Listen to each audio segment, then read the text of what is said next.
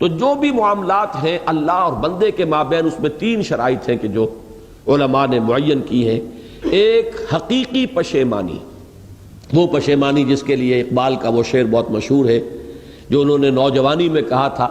اور داغ دہلوی اس مجلس میں موجود تھے جہاں علامہ نے یہ شعر پڑھا ہے،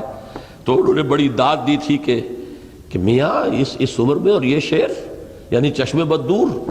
وہ یہ داد کا بڑا ایک یعنی بلیغ انداز ہے۔ اور وہ شعر کیا تھا؟ موتی سمجھ کے شان کریمی نے چن لیے، قطرے جو تھے میرے عرق انفعال کے، شرمندگی کے احساس سے پیشانی کے اوپر اگر پسینہ آ گیا ہے، شرمندگی ہے اللہ میں یہ کیا کر بیٹھا، اے اللہ مجھ سے یہ کیا ہو گیا، تو یہ شرمندگی سے اگر عرق آلود ہو گئی ہے پیشانی، تو اللہ کو یہ اتنی محبوب ہے کہ موتی سمجھ کے شان کریمی نے چن لیے، قطرے جو تھے میرے عرق انفعال کے۔ حدیث میں یہ مضمون آیا ہے، اللہ کو کتنی خوشی ہوتی ہے اپنے بندے کے توبہ سے۔ بائبل کی ایک سٹوری جو ہے دی پروڈیگل سن، وہ آپ کو یاد ہوگی کہ ایک شخص کے کئی بیٹے تھے، اکثر جو تھے سارے بڑے فرمانبردار، بڑے عمدار، سعادت مند، کام کرنے والے۔ ایک تھا نٹکھٹ قسم کا شریر، وہ اپنی دولت بھی بٹوا کے لے گیا، اور پھر وہ بہت سال کے بعد آیا ہے تو سخت یعنی فقیری کے اور قلاشی کے عالم میں باپ نے واقعی سب سے توجہ ہٹا کر اپنی ساری محبت کا مرکز پھر اس بچے کو بنا لیا، اپنے بیٹے کو۔ تو وہ سعادت مند بیٹے تھے، انہوں نے کہا کہ یہ کیا کیا آپ نے، یہ ایسا اور یہ ایسا اور یہ ایسا اس نے یہ کیا، اور آج آپ پھر اس کے لیے وہی آپ کی محبت جو ہے وہ یہاں پھر اس کے جو ہے شامل حال ہو گئی ہے۔ تو انہوں نے کہا کہ تم دیکھتے نہیں کہ اگر کوئی چرواہا ہو اور اس کی اگر 100 بھیڑیں اور بکریاں ہیں،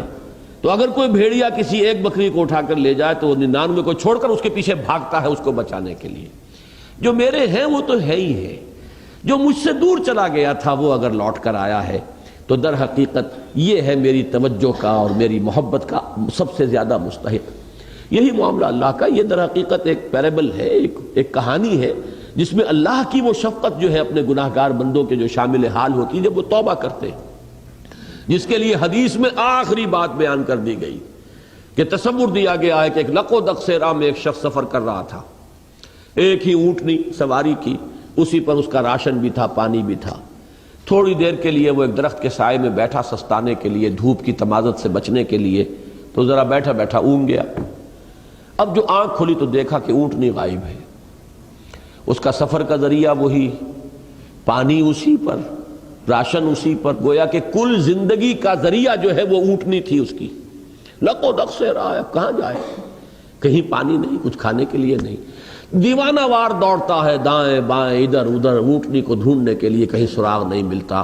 تو وہ اب موت کے انتظار میں درخت کے نیچے آ کے بیٹھ جاتا ہے، مایوسی کی انتہا، موت کا انتظار، کہ اچانک دیکھتا ہے کہ اونٹنی تو کھڑی ہوئی ہے۔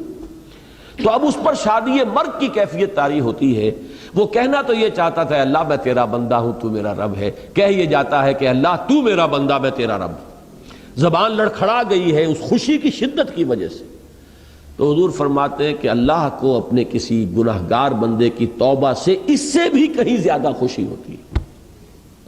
تو اس کو ذہن میں رکھیے، توبہ کا بڑا اونچا مقام ہے ہمارے ہاں۔ شرائط بھی سخت ہیں، 3 شرطیں، وہ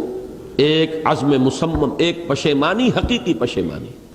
نمبر 2 عزم مصمم کہ اب دوبارہ نہیں کروں گا، نمبر 3 ایک مرتبہ ضرور اس کام کو چھوڑ دینا۔ یہ گویا کہ اس کے عزم مصمم کا فوری ثبوت ملنا چاہیے۔ کچھ دنوں کے بعد پھر کہیں جذبات کا رحلہ آئے، کوئی اور خطا ہو جائے، بات دوسری ہوگی۔ اور جو حقوق العباد کا معاملہ اس میں 4تھی شرط اور ہے،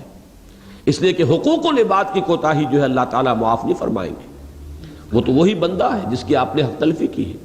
کسی کی غیبت کی ہے، کسی کی چغلی کھائی ہے، کسی پر تہمت لگائی ہے، کسی کا مال ہڑپ کیا ہے، کسی کو دھوکہ دیا ہے، کسی کی عزت پر حملہ کیا ہے، تو وہ تو وہی معاف کرے گا۔